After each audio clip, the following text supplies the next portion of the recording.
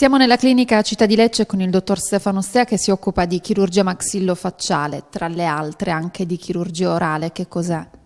Beh, la chirurgia orale è una branca della chirurgia maxillofacciale e anche dell'odontoiatria, è proprio una branca, diciamo, di confine, in questo senso che molti colleghi dentisti fanno anche chirurgia orale. In qualche caso determinato chiedono l'aiuto del maxillofacciale, che è un po' più portato a delle tecniche un po' diverse per fare certi tipi di interventi, ecco.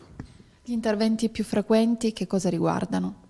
L'intervento più frequente sicuramente è l'intervento di estrazione del dente del giudizio. Qui c'è da fare un chiarimento. Il classico dente del giudizio, e chi di noi non ne ha subito l'estrazione, è molto frequente.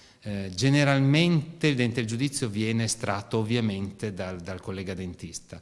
In qualche caso si chiede l'intervento del chirurgo maxillofacciale quando il dente del giudizio è in inclusione ossea totale, ovvero sia quando è sotto gengiva e dentro l'osso, e soprattutto quando questo dente contrae rapporti di stretta contiguità con il nervo mandibolare, ovvero sia quando il nervo è molto vicino alle radici, allora c'è un rischio di lesione del nervo, il dentista ha qualche timore o non ha l'organizzazione adatta, allora si chiede al chirurgo maxillofacciale di fare questo intervento, ripeto, prettamente odontoiatrico, ma in qualche caso talmente difficile da richiedere un chirurgo maxillofacciale.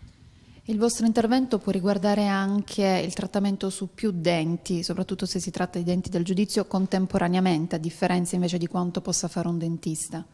Sicuramente, lavorando evidentemente noi in ospedale, abbiamo la possibilità di sottoporre i pazienti a anestesia generale, quindi il mio consiglio è sempre, se uno deve levare un brutto dente del giudizio, può, e ovviamente l'odontoiatra dà l'indicazione per levare anche gli altri, tutti noi abbiamo generalmente 4 denti del giudizio, 2 inferiori e 2 superiori.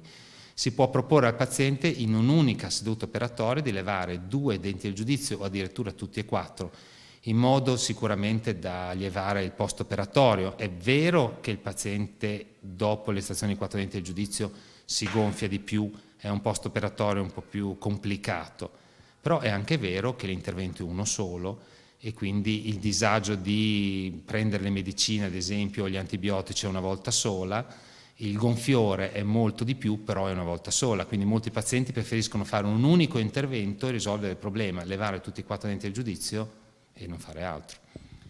Nei trattamenti e negli interventi di chirurgia orale di che cos'altro vi occupate? Altro intervento molto richiesto è, ad esempio, sono le biopsie del cavo orale. Se si ha la sospetto di un'anoplasia o di un tumore, il collega dentista invia al chirurgo maxillofacciale, quale procede, questo ovviamente in anestesia locale, a un prelievo bioptico. Il prelievo bioptico delle lesioni viene poi inviato all'antropopatologo e ci dà la risposta se si tratta di una patologia maligna o benigna. Ecco. Sono interventi frequenti qui a Lecce? Sì, quelle delle biopsie sono frequenti, perché evidentemente non si può lasciar correre, molte lesioni hanno un sospetto e al di là dell'abilità del clinico di capire se una lesione è benigna o maligna, sicuramente con la biopsia abbiamo la certezza se appunto siamo in presenza di una patologia maligna o benigna, quindi c'è una certa richiesta di queste biopsie.